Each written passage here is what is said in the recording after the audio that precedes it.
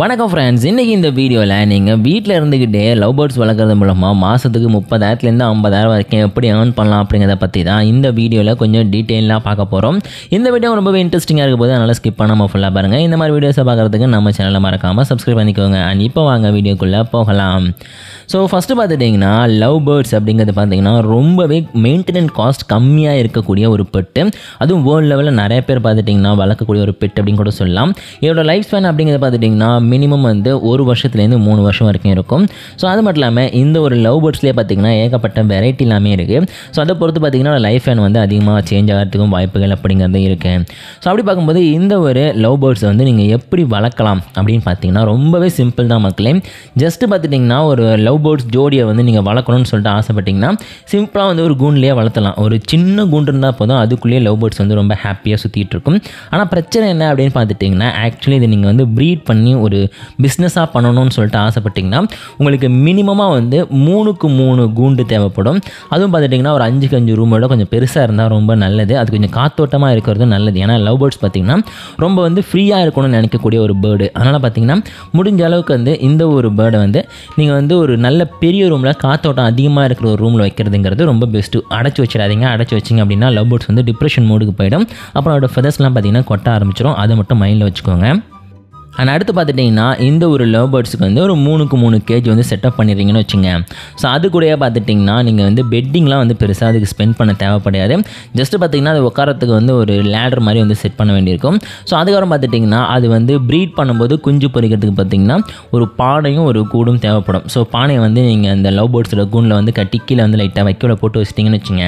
ஒரு 4-5 மாதத்துலேயே பார்த்துட்டிங்கன்னா அது கண்டினியூவாக வந்து ப்ரீட் பண்ண ஆரம்பிக்கும். ஸோ உங்களுக்கு பார்த்துட்டிங்கன்னா குறைஞ்சது வந்து ஒவ்வொரு டைம் வந்து அது முட்டை வச்சு அடக்காக்கும்போது பார்த்துட்டிங்கன்னா 5லேருந்து 6 குஞ்சுகள் கிடைக்கிறதுக்கு வாய்ப்புகள் இருக்கும். ஸோ நீங்கள் ஜஸ்ட்டு வந்து ஒரு 10 லவ் பேர்ட்ஸோட பேரை வாங்கிட்டு வந்து வளர்க்க ஆரம்பிச்சிங்கன்னு வச்சுங்க. அதுவே பார்த்துட்டிங்கன்னா ஒரு 4-5 மாதத்துலேயே வந்து ஒரு 100 பேராக வந்து மாறிடும். ஸோ அந்த அளவு பார்த்துட்டிங்கன்னா எக்கச்சக்கமாக வந்து ப்ரீட் பண்ணிக்கிட்டே இருக்கும். ஸோ அதெல்லாம் பார்த்துட்டிங்கன்னா நீங்கள் பெருசாக இன்வெஸ்ட் பண்ணிலாம் வந்து ஆரம்பிக்க தேவைப்படாது. ஜஸ்ட்டு வந்து ஒரு 3க்கு 3 ரூமில் ஒரு சின்ன செட்டப்பில் வந்து ஸ்டார்ட் பண்ணுங்கள். ஸோ அதுக்கப்புறமா பார்த்துட்டிங்கன்னா ஆட்டோமேட்டிக்காக வந்து அது ஒரு பிஸ்னஸ் பண்ணுற அளவுக்கு வந்து பெருசாக வளர்ந்துடும். ஸோ அடுத்து பார்த்துட்டிங்கன்னா இதை வந்து எப்படி மெயின்டைன் பண்ணணும் அப்படிங்கிறத பற்றி நான் சொல்லிடுறேன். ஸோ ஃபஸ்ட்டு பார்த்துட்டிங்கன்னா இந்த ஒரு லவ் பேர்ட்ஸ்க்கு வந்து அதிகமான டிசீஸ் அப்படிங்கிறது வந்து அஃபெக்ட் பண்ணாது. நீங்கள் பெருசாக வந்து பயப்பட தேவையில்லை.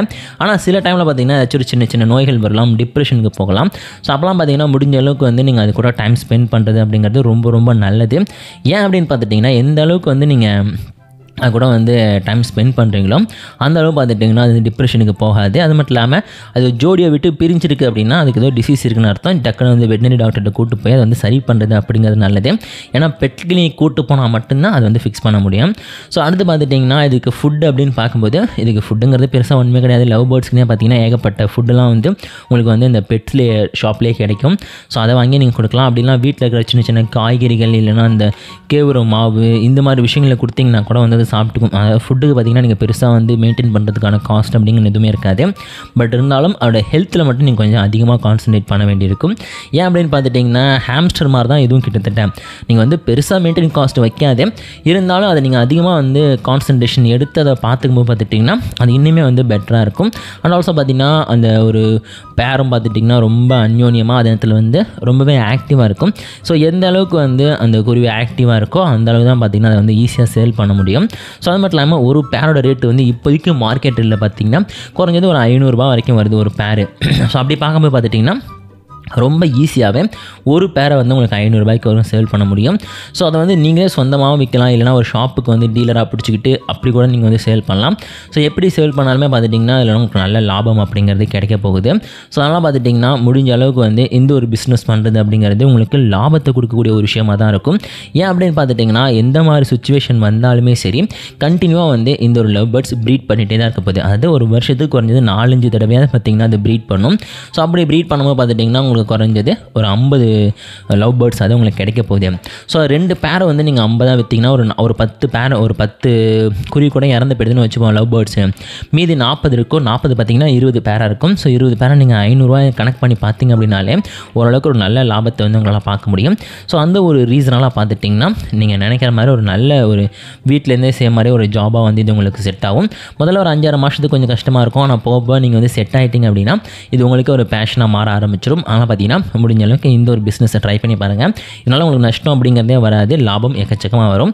முடிஞ்ச அளவுக்கு ட்ரை பண்ணிட்டு உங்களோட ஃபீட்பேக் வந்து கமெண்ட்டில் சொல்லுங்கள்.